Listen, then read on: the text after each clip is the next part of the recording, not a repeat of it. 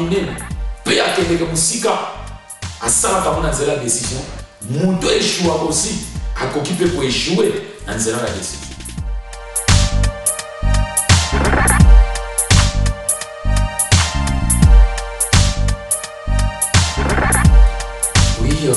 To pamboli nzambe na privilège oyo tozwi na pokwa lelo ya koleka na nzela na site oyo toza na mission parler sur la Bible.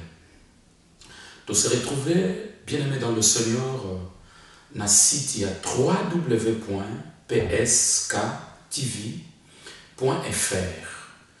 Bien aimé, tout ça, c'est un sujet très important. Tout ningi, tout aborder ensemble. Na yom tout ça connecté na biso, nanzela na site oyo, pe nanzela na émission oyo. Tout ningi, tout partager sujet très important par rapport à notre vie chrétienne, pe par rapport à édification na biso na kati ya vie chrétienne.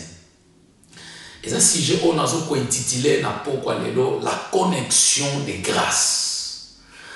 Bien-aimé, c'est qui avant toute chose, nous avons écriture, qu'est-ce que la Bible nous dit à propos de ça. Alors, par l'inspiration, par l'aide du Saint-Esprit, nous avons pensé à vous parler sur la connexion des grâces. Un passage très très important. Alors, il y a un livre qui va contenir tout simplement 4 chapitres, mais c'est très très capital à ce qui concerne la connexion de la grâce. Alors, c'est pour ça que nous avons la Bible na biso na mukanda na Rite chapitre 1, tu vas lecture na biso na verset 16, puis tu vas verset 17. Tu vas tout simplement des versets importants. Et si tu peux tirer quelques pensées, quelques idées, quelques remarques, quelques révélations, où tu peux édifier, kondimana yo pe kondimananga nanzela. Na maloba o. Na fondé la Bible dans Rite chapitre 1 verset 16, na sa lecture.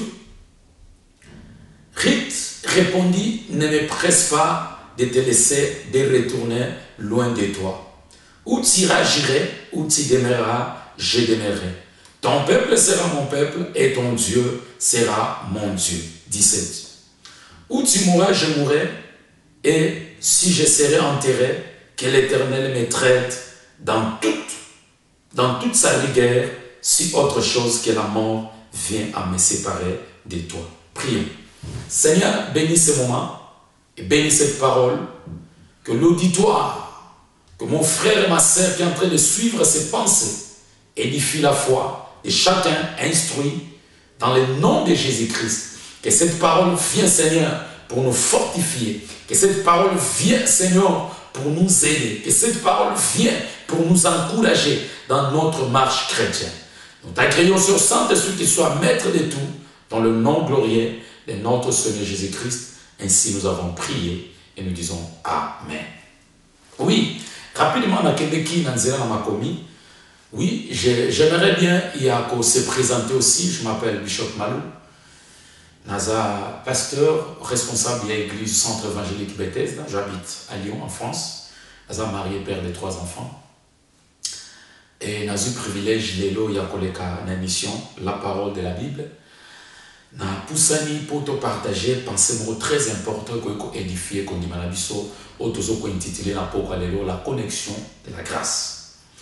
Na passage autotangi, la Bible nous parle d'une histoire réelle, une histoire concrète, une histoire qui a vécu, une histoire qui réalité.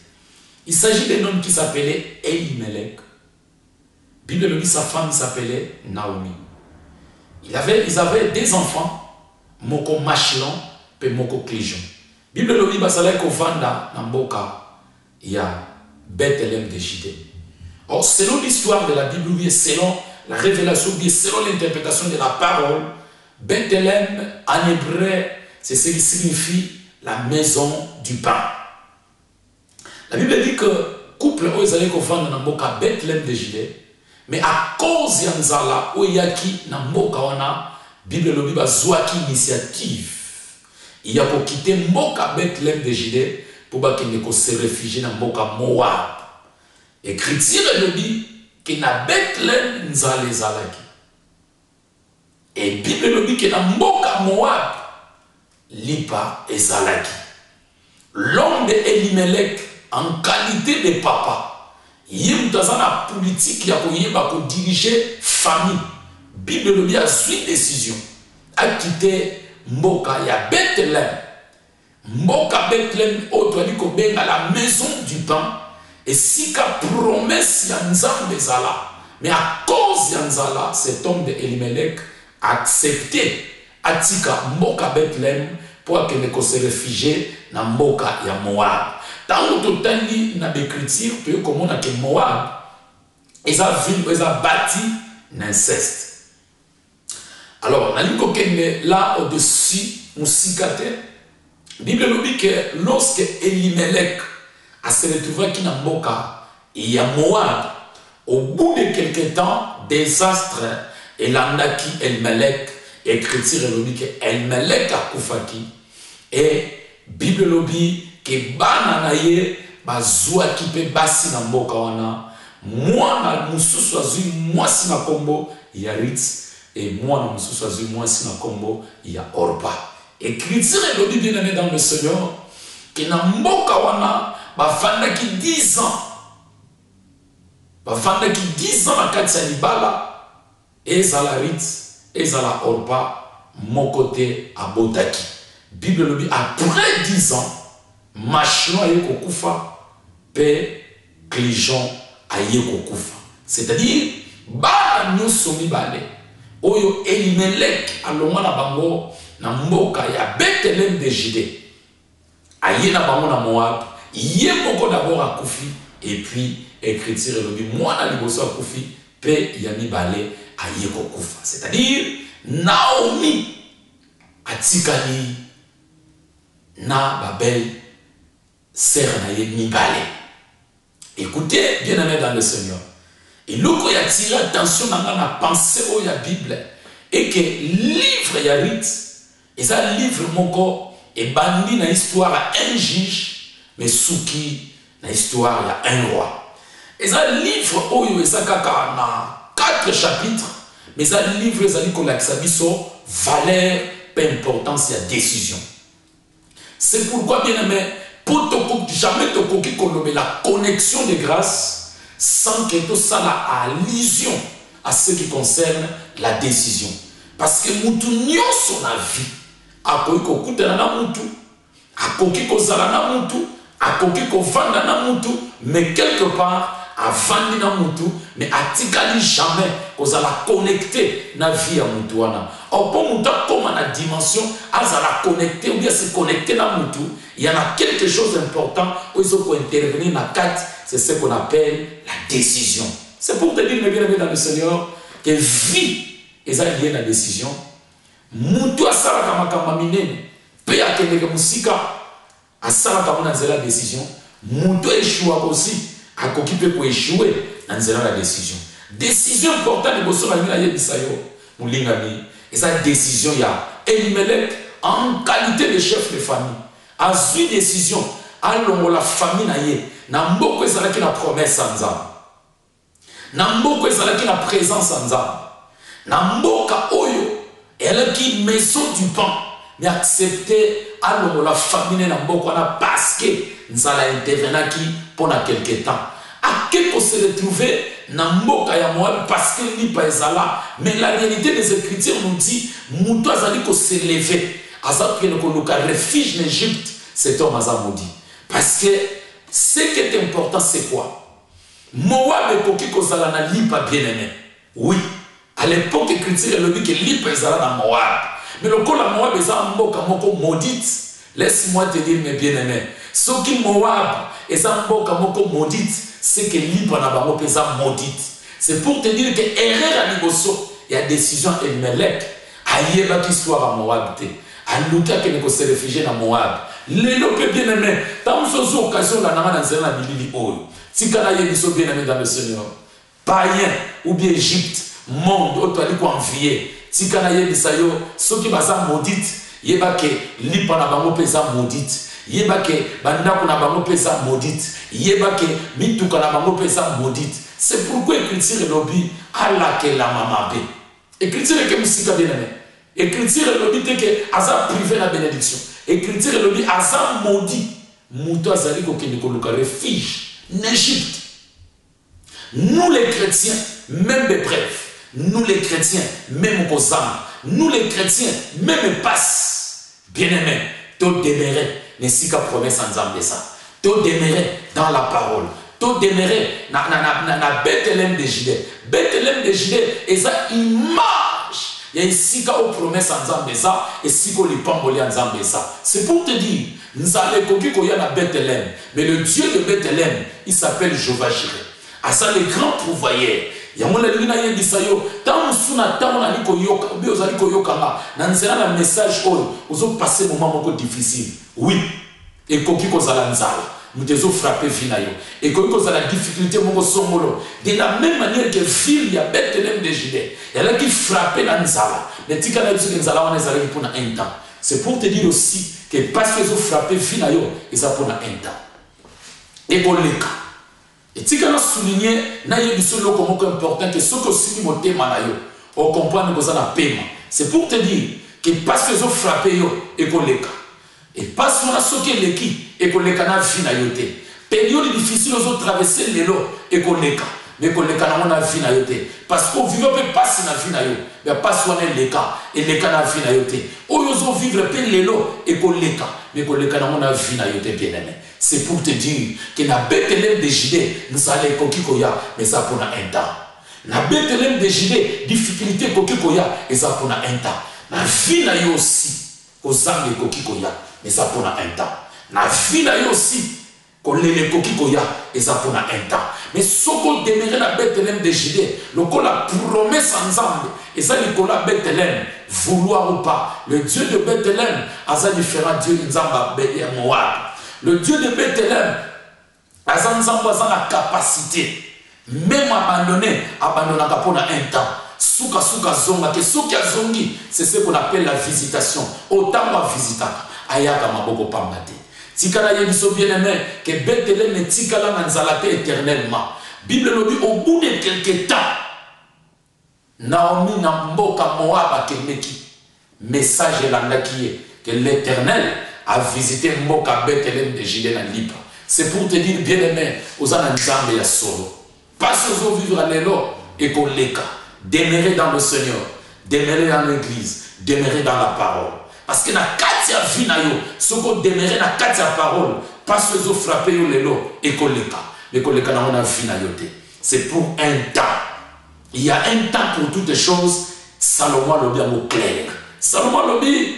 Et ça n'attend que l'homme, et ça n'attend que bouc, et ça n'attend que là, et ça fait n'attend Yakoseka.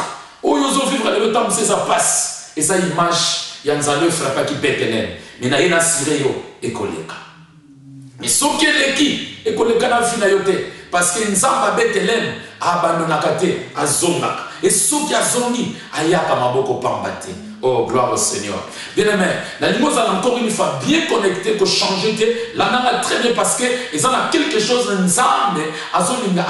réaliser dans la vie. C'est pourquoi aux occasions, au bêtis, quoi bien, on a une mission.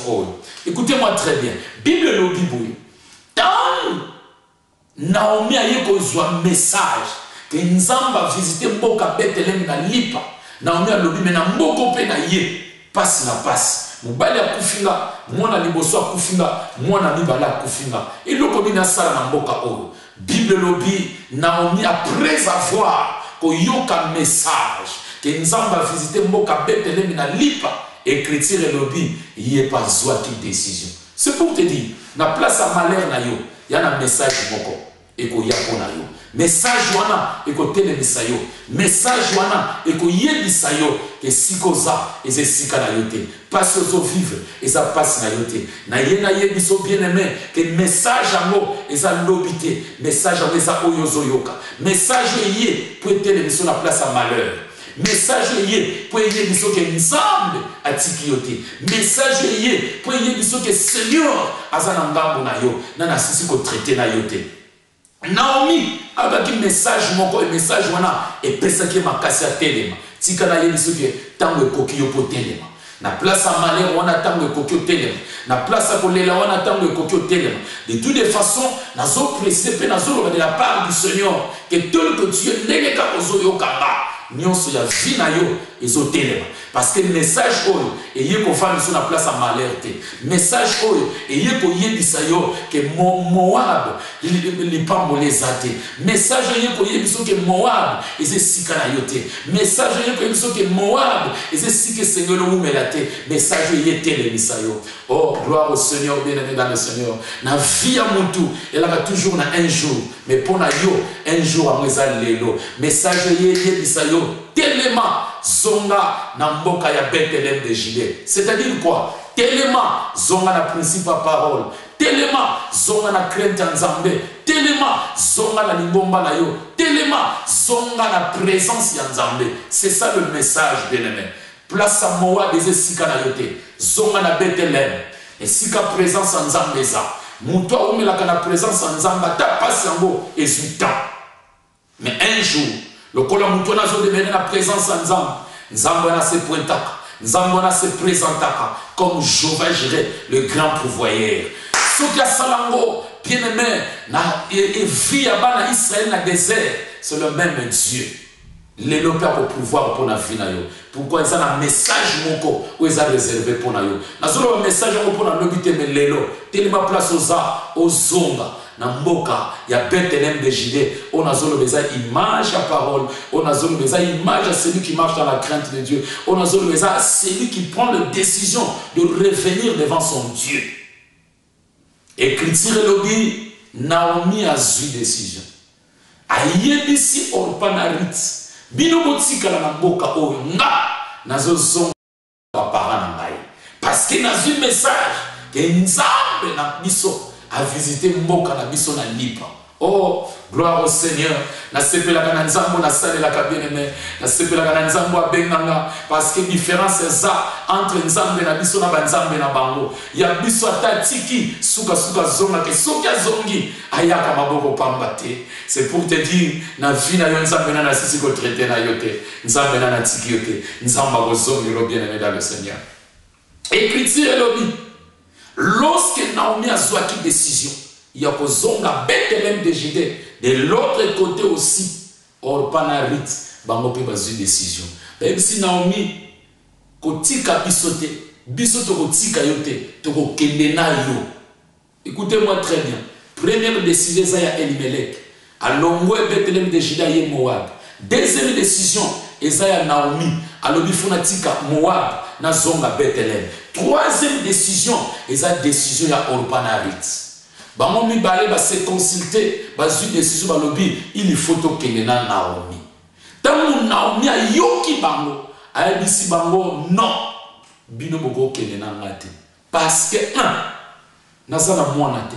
On a koki ko boko lo lobi akola po abala bino.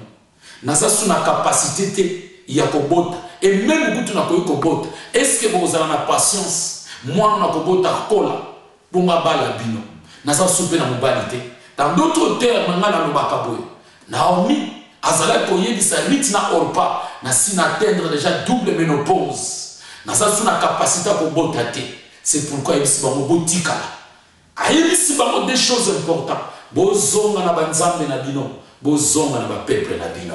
Oh, aïe si ba nzamba pampo la bino, mais botika. C'est pourquoi dans le baka bien aimé. Il y a la bénédiction mususu vous allez précéder au loba même pour nango. Il faut y avoir contenu nango. Différence c'est ça wapi. Naomi azo zonga na mboka onzamba visiter na lipa. Mais azo sa bango mi bale nzamba pambo la bino. Mais azo tika bango na mboko bato bazo kufa. Gloire au Seigneur. Abisi bango botika na mboka na bino. Mais mboka mo bato bazo sala ni. Bazo kufa. Bible lobi tant Naomi a fait raisonner bango que naza suna moi nate naza pe na mobilité naza suna makokia ko botate tant Naomi a sisi koloba écriture lobi Orpa aussi a eu décision. Ça c'est le quatrième décision. Orpa lobi makambu Naomi a lobi za solo atakuta boti est-ce que te kozela Bible lobi Orpa zwa ki décision ya ko zonga na ba peuple na ye pe ko zonga na banzambe na bango. Oh, bien-aimé dans le Seigneur, c'est par là de revenir à thème, la connexion des grâces. C'est pour te dire, entre Orpa et Ruth, Bamomi Balé va vendre Naomi. Mais la différence c'est quoi? Ruth a vendu Naomi, il vend la terre. A comment la dimension a Yeba, Naomi a Zanani, Naomi a Utawap, Naomi a Zana nation Nini, Naomi origine des amis. Mais Orpa a vendu Naomi sans Yeba. Histoire, il y a Naomi. Histoire, ou bien origine, il y a Naomi. Écriture et lobby, Orpa a eu décision. C'est pour te dire, la connexion des grâces. Décision, il y a Orpa et arrêta destiné. Décision, il y a Orpa et arrêta futur.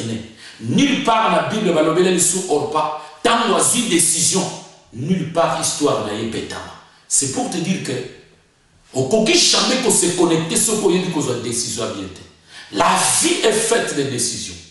Laisse-moi te dire, frère, pour vivre changer ma soeur, pour vivre que les musiques, nous sommes ça la vie et ça lié la décision. Bateau va bon la vie, bazoua ka décision. Bateau va élever les lots, bazoua ka décision. Bateau va na succès les lots, bazoua ka décision. Yo ba décision les ala kandengeni. Or pas décision et arrêter futur et arrêter l'obinaye. Histoire on peut s'arrêter la décision au yazo. C'est pour te dire bien aimé que décision et ça est comme très important. Il y a un décision parce que chaque décision ça dit qu'on soit et qu'on coûte l'obinayo et qu'on risque futur nayo. Attends que tu as l'alliance sans arme, attends que tu as la promesse sans arme, mais décision et qu'on éloigner la promesse sans arme et qu'on éloigner l'alliance sans arme et qu'on éloigner na oyonzombe la capo na vie nayo. C'est pour te dire, faites beaucoup d'attention dans vos autres décisions. N'oublie pas que la vie est faite de décisions. Moutou ayebi kozwa décision de la vie. Ngana lobaka azam moutou oyo azo vivre pour la ete azo vivre pour la batumsus. Il y a de certaines choses azo vivre dans la vie nayo, il faut yeba kozwa la décision. Il y a de certaines réalités qui se passent dans la vie nayo, ceux qui ont moko qui kozwa la décision te moutou moko ta kozwa décision la place nayo. Oh, gloire au Seigneur. Na lobaka boyo bien aimé. Il y a personne à conseil dans la vie. Et kozwa décision te ya souka la vie nanga. Personne à conseil na yo, mais décision souka vie nanga. Est-ce qu'elle lié nanga moko? Et yo mteni ko soit décision de la vie, on verra pour la yote, on verra pour la battu sous. Même situation zo vivre lelo. Situation où nous sommes vivre lelo, ce qu'on y ko soit décision ya bien, nzamba za la capacité ya combinaison na situation là, mais loko mo nzamba zo tale pa na yo, et sa décision là. Na zongeli ko yebi so bien aimé, la vie est faite de décisions. Écriture et lobby. Lorsque on passe une décision, il y a kozonga na banzambe na bango, pe kozonga na peuple na bango, ça fait la différence. Bible lobby Ruth a dit Naomi ko pressé ngate la tikayo. C'est le plus grande décision, il y a livre et Ruth. Et ça verset clé, il y a livre et Ruth.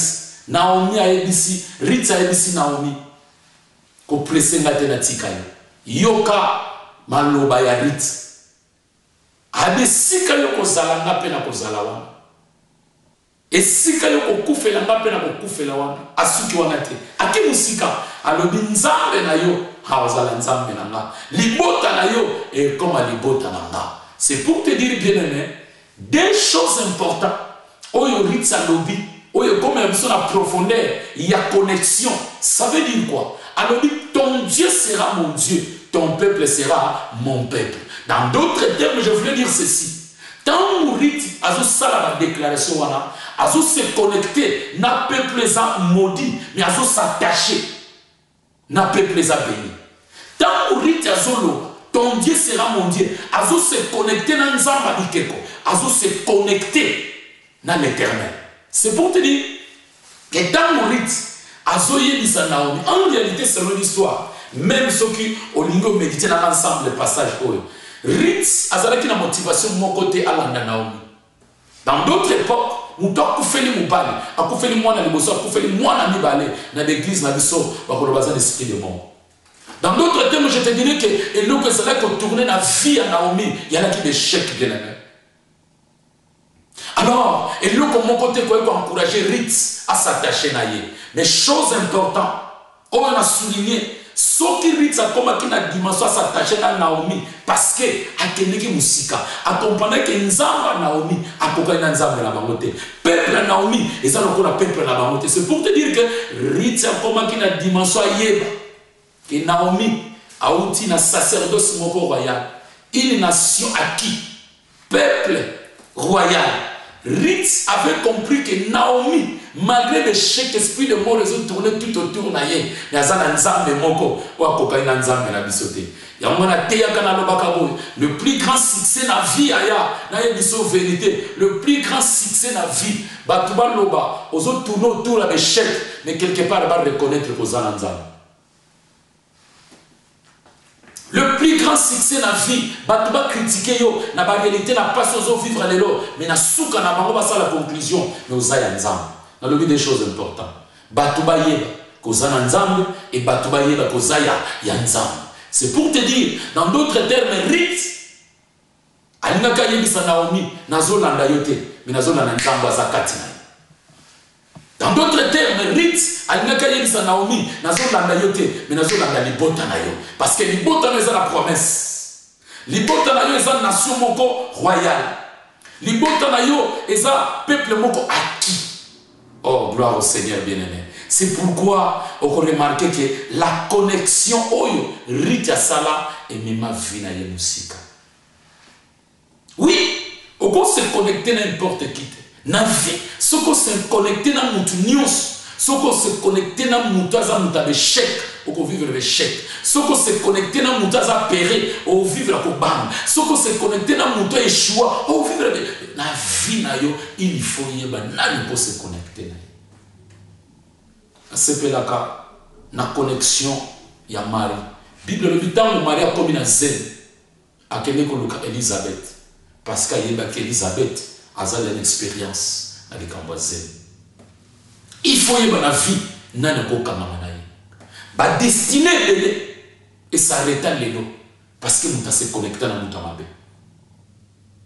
Dans la milliard bateau se connecté à nous. Dans la bateau se fréquente. La vie là il faut y avoir comme important. Il faut y avoir nano pour se connecter na.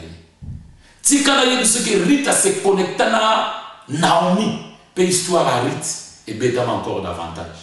Et l'Obama. Et à se retrouver dans les balles pour contacter la vie. La connexion.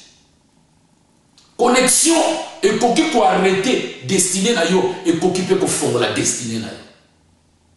Connexion et qu'on peut faire la vie na yo qui musika et qu'on peut arrêter vie na yo.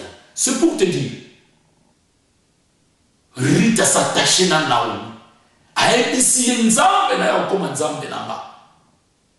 Bien aimé. Ce qui tire les lots à l'ensemble mabe. Ce qui tire les lots au yebi nzambo tozote ate Yesu Christ. Il est temps. Il est temps. Nana se connecta à Yesu abongate na vie. Nana s'attacha na nzambe bien aimé akebe musikate. La connexion des grâces. La vie na yo ce qu'on se connecte na mutamalam et fongolo ma porte. Tikana yebiso bien aimé, Elisa se connecta na Eli, a tikala na double portion. Tikana yebiso bien aimé, Josué a se connecté na Moïse, a tikala na libérance. Tikana yebiso bien aimé, ba disciple ba se connecta na Christ. Ba tikala na autorité. Et église, Bible nous sommes fondés par le fondement des apôtres et des prophètes. Jésus-Christ est la pierre angulaire. Bah se connecter à Christ ma propre. Il se connecte à la main. Connexion et qu'on forme la destinée là yo. Connexion et qu'on change le libota. Connexion et qu'on change le futur là yo. Il faut y avoir pour se connecter là yo. Ça c'est important bien. Écriture et lobby. Rita s'attacher à Naomi. Tant Rita s'est connecté à Naomi, bah quitter Mboka Bethléem d'Égypte, Mboka Moab pardon, Mboka Zalaki maudit. Écoutez, bah se retrouver dans Mboka Bethléem d'Égypte. Ce qui me fait grâce, où il faut vivre, et ça que mukolo Naomi akitaka mboka ya Bethléem de Judée écriture et lobby nzalezala na mboka wana. Mais le premier jour Ruth azokota na Bethléem de Judée écriture et lobby il y avait l'abondance. Bien aimé, écriture et lobby l'Éternel coordonne le pas d'un homme juste. Sokoza moyengele, sokoza juste, l'Éternel a kotambu ça va pas na yo. C'est pour te dire, lorsque vous avez un message bien aimé et le monde a yo, ça c'est une déclaration que j'ai faite dans ta vie. Et ce que vous avez traité, quand vous avez traité, vous avez comme réalité dans la vie. Vous avez l'évangile et ça c'est information. Mais l'évangile c'est une puissance. L'évangile et ça c'est un discours. Mais l'évangile c'est une puissance. Vous avez déclaré la vie. Vous avez un message. Vous avez juste l'Éternel a coordonné ma panne. Et si kabatu nyuso bazoki ma cause anzala soki yokoti makambe ko changer. Première arrivée à Ruth, dans Mboka Bethléem de Judée, il n'y avait pas la famille bien-aimée. La Bible dit qu'il y avait l'abondance. Parce que l'Éternel avait visité ce pays. C'est pour te dire, nous avons changé cours. Nous avons changé course. Nous avons changé marche. Je parle de la connexion. Ce qui auparavant, on se connectait à batu oyo vie que nous musikate, mais le col a changé connexion. Bah pas n'a eu changé. Cours ya vie n'a changé, chemin n'a changé. Oh comment on a retardé, oh comment on a peine avancé, mais comment on a atteint exact. On a entreprise on a bambocha kabatu mais le col yo côté l'entreprise on a besoin sala. Oh yekuta yamba kabatu ta seperana batu mais le col yo comme place on a ba ko yamba. Na yena yebiso ke nzambe azo faire sonner ngonga ya sika na vie na yo. C'est ce qu'on appelle le temps kairos pour ta vie. Le temps que l'Éternel a arrêté depuis l'éternité. La connexion de grâce et qu'on fait conduire yo on se retrouver ne sika on nzamba bongisa. Batu bakwa ko loba que Joseph batekiye mais loko bazala ko bossa il a fallu batekaye pour se retrouver dans le territoire où nzamba bongisa pour na vie na ye. Oh, gloire au Seigneur, mes bien-aimés dans le Seigneur. Encore une fois, que la connexion de grâce est comme mon musique. Yébana n'a pas se connecter na ye. Écriture et lobby, tant que Rita s'est retrouvée dans Mboka, il y a Bethléem de Judée, c'était au temps de moisson. C'est pour te dire, tu vas si baloni, et comment il n'attend pas toi ça, babouka, donc il se connaît au kamate. Écriture et lobby, tant Naomi a son côté dans Mboka Bethléem de Judée, écriture et lobby, tu vas y ko yambaye. Ah, Naomi, soyez les bienvenus. Oh, j'aime ça. Naomi a dit que c'est plein de maté. Parce que dans Mboka Moab na Kenda, l'Éternel m'a affligé. Alors, que Satan m'a affligé. Alors, que Batu m'a affligé. Non. Alors, l'Éternel m'a affligé. C'est pour te dire, il y a la présence ensemble. Ou maintenant, la présence ensemble. Mon collègue a décision de quitter la présence ensemble. Attends un jour, le zongi, mon zongi n'est pas quitté. Naomi a songa na mboka Bethléem de Judée, mais a songa ndenga kendaka te, a kendaka na mobali na bana mibale, mais a songa na Ruth. Mobali a perda pe bana mibale. Yoza l'église à cause de pas Satan munke ozo lingotique, ya déméré. Bible lobi bato ba ko persévérer qui na souka. Ah, vous allez récompenser. La persévérance paye, mes bien-aimés. Démérer la présence en Zambé. Kozango zanamo lele ko lekanango. Difficulté zanamo lele za passager bien-aimé. Ngana lo baka passer na vie na ngeza désert. Eze sika ko leka. Na désert batonga kanda kote. Désert eza lokola balabala na balabala batonga kanda kote. Lelo na koki ko zangela lelo na koza na passe. Mais si quand il y bien-aimé, que passion dans vivre à l'élo, il faut le battre que c'est éternel, mais ça passager. Désert va tomber à côté désert et c'est kabolek. Ce que tu as balabala l'état où il y a que l'ongolango. Alors maintenant où est ça balabala, balabala les sika pour faire des sika kabolek. C'est pour te dire que zango zango l'élo et ça n'a passager et que les canaux bien-aimé. Yo zalaka connecté. Zala connecté na Yesu. Zala connecté na molimo musantu. Vino et connaître, tourner et que changer.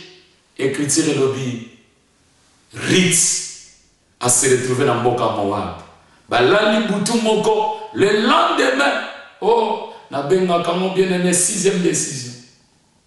Rit aye ko yebisa Naomi permettre nga na kende ko lokota parce que tu se retrouver na temps ya récolte en Israël il y a là qui na loi moko où ils allaient ko permettre 1 d'étranger 2 ba veuve 3 ba orphelin 4 ba pauvre ceux qui bazo ça la récolte na bilanga biloko ko ya ka pele batika kango pona ba veuve pona ba étranger pona ba orphelin pona ba pauvre oye tika la ka pele na bilanga batika kango. C'est pourquoi Rita ici Naomi permettre na kende ko lokota. J'aime ça mes bien-aimés. Bible le dit à ke ko lokota.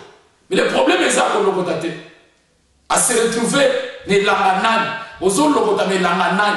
Bible le dit Rita kende ko lokota na langa ya Boaz. Le mot Boaz en hébreu, c'est ce qui signifie l'homme puissant. Gloire à Dieu pour na yo.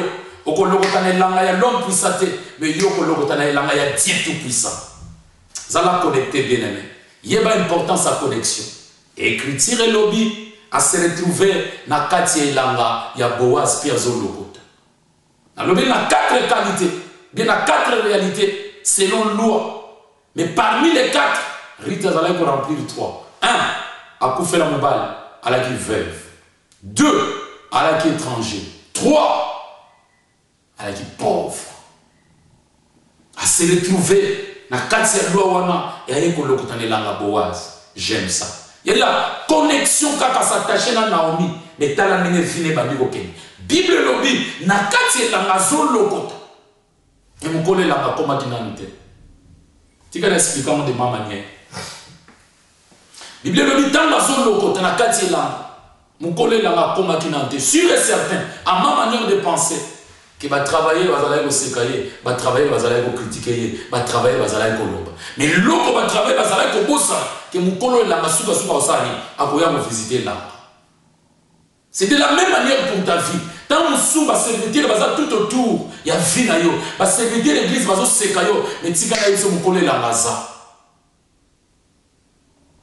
ceux qui va servir va critiquer la situation vivre mon colo la maza à visiter la manaye à visiter la manière, à visiter la il y aura quelque chose qui va se passer. Gloire au Seigneur. La langue très bien aimée. Bible lobby, lorsqu'Azraï kolokota na midi, Boaz mukole la maye. Tant que Boaz a commis, a tuni bango mwana mwasi wana, azaya nani. Question moko bizarre. Il a fallu tout na mwana mwasi wana azanani. Il a fallu tout na identité à mwana mwasi. Mais il y a quelque chose appartenance. Alors que moi, je suis un Zayanan. Oui. Et là, on a ce plat de Boaz. Tant qu'on a un quartier là. Et là, on a important la vie à Boaz. Avec un coup d'œil. C'est pour te dire. Ce que vous avez un quartier dans l'encolo, nous avons reçu dans le monde. Au ce qui nous a monio, vouloir ou pas, histoire à finir de changer. N'a pas nous avons mon article les mêmes. Bateau va se séquer qui ont bien aimé. Va changer le langage bientôt. Bateau va critiquer qui ont bien aimé, va changer le langage bientôt. Yoka très bien. Na vie na yo, vouloir ou pas, moula on a so déclaré aussi la tête. Nzamba o mona yo. Et ce qui nzamba monio, c'est l'histoire a vie na yo changer. Tant que Boaz a moni rit, alors moi na moi si on a zaya nani. Va travailler, va rencontrer que non rit ya uti na mboka ya Moab, expliquer tout. Et ce qui wana te.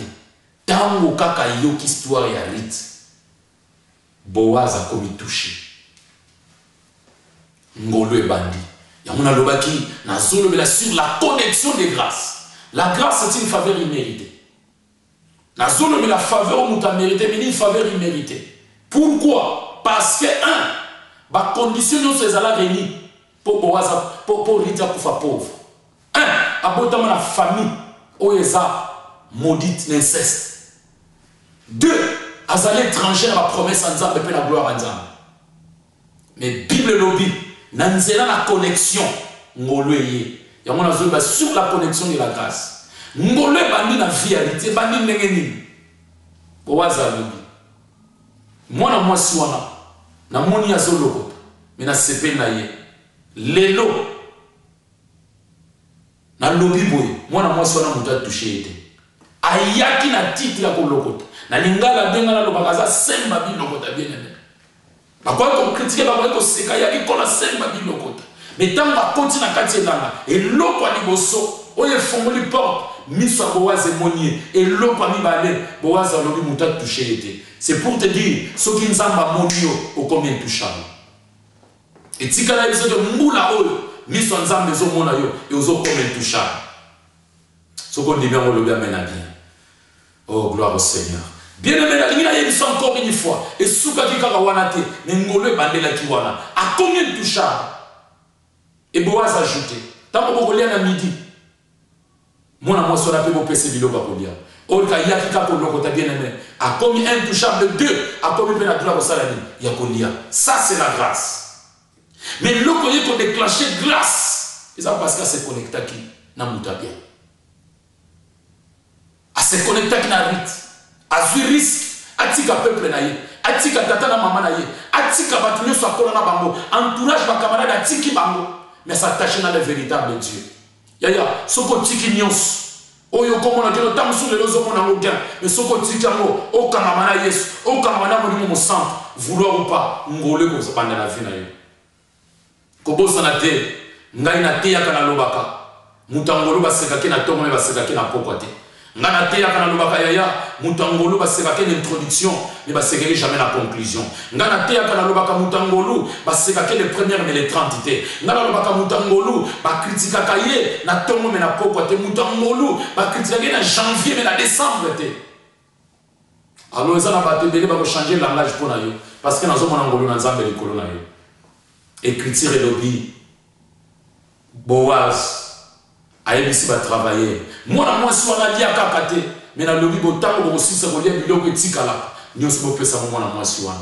Oh gloire au Seigneur. Et loko liboso na lobby miso Boaz emonaki et loko mibale na lobby ba yebisi ba ko toucher ete et loko misatu na lobby akoma ki na droit lia et loko mine na lobby akoma ki na droit biloko ko tikala ba pese yango. Ça c'est la grâce. Soki ngolo ye na vie ya mutu biloko ezalaka passer comme facile. Soki ngolo ye na vie ya mutu et qu'on peut se mettre en place dans la société. Soki ngolo ye na vie nos frères bato bandimaka yo te bakondima yo. Soki ngolo ye na vie na yo impossible comme possible. Soki ngolo ye na vie na yo difficile comme facile. Yango na la vie bien aimé zanga nyoso me kozanga ngolo te. Zanga nyoso na vie me kozanga ngolo te. Ngolo et qu'on peut se place dans la société et peut se valeur. Ngana yebi batu mingi ba konta bango te ba pensa na bango te mais na nzela ngolu lelo ba koma référence à famille référence à balabala référence à quartier ngamo na zote on a déjà référence soda na vie qui mbangisa de naissance mais banana se connecter na Yesu banana se connecter na molimo mo centre lelo ni ne kosa na famille oyo opinion na ngeza na place te. Nyonso kosala na famille faut bayo opinion nanga c'est la grâce.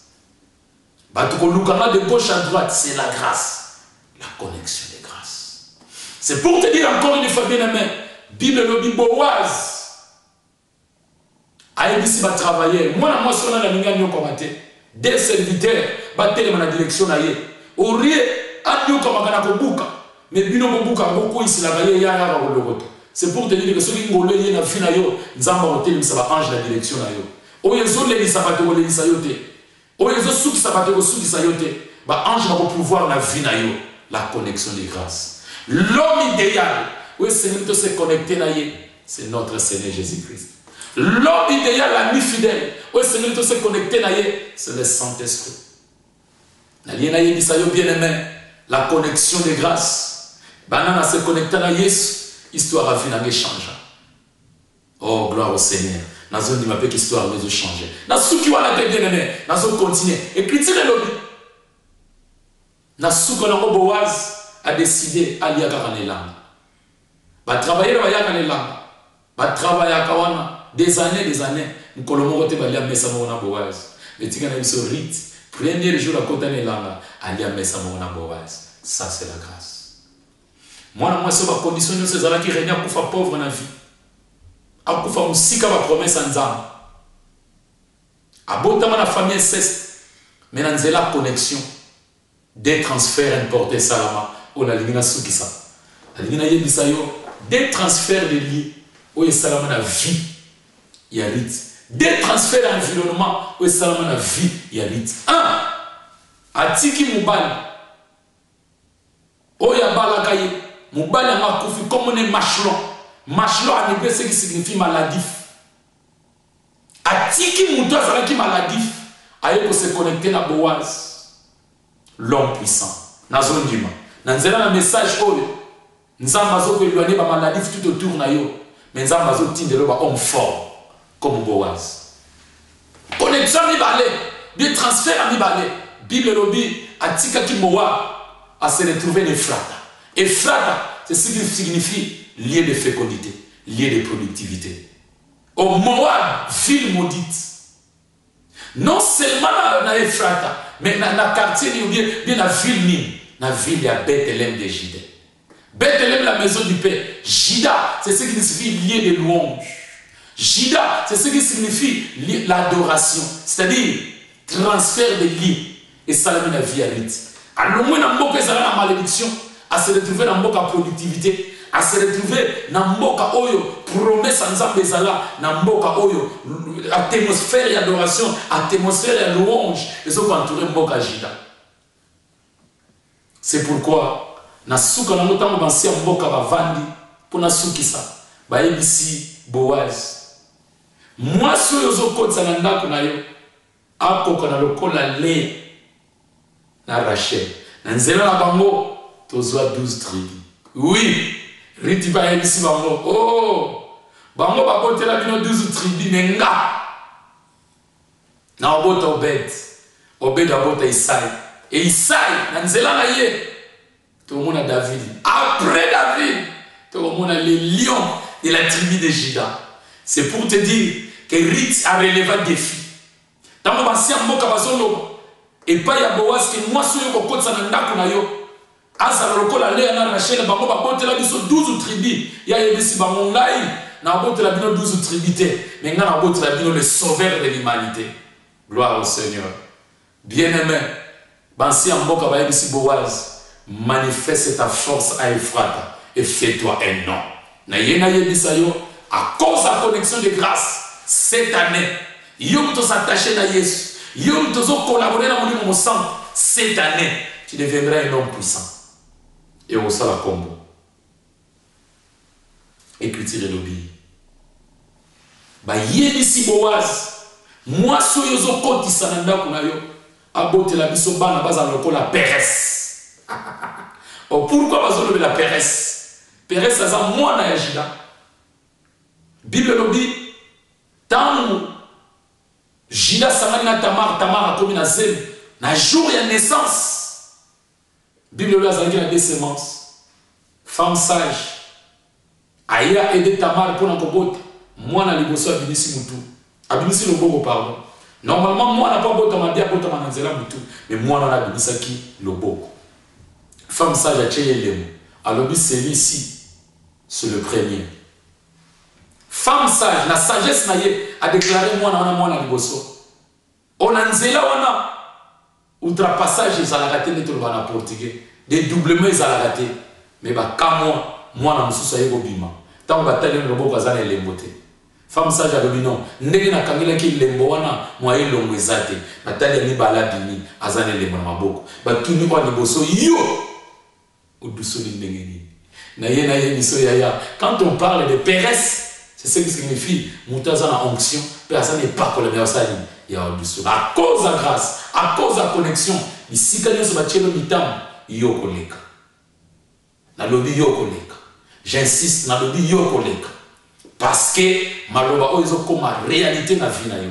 Et déclaration na ya souka, c'est connecté à notre Seigneur Jésus-Christ. C'est connecté na molimo santo. Si on se connecter na Yesu, on va collaborer na molimo santo, et bien que vie na yo, ils ont comme à terminer sa parole. Que le Dieu de Yamalou, le Dieu de mon Père Roger Mambo, vous bénisse. Amen.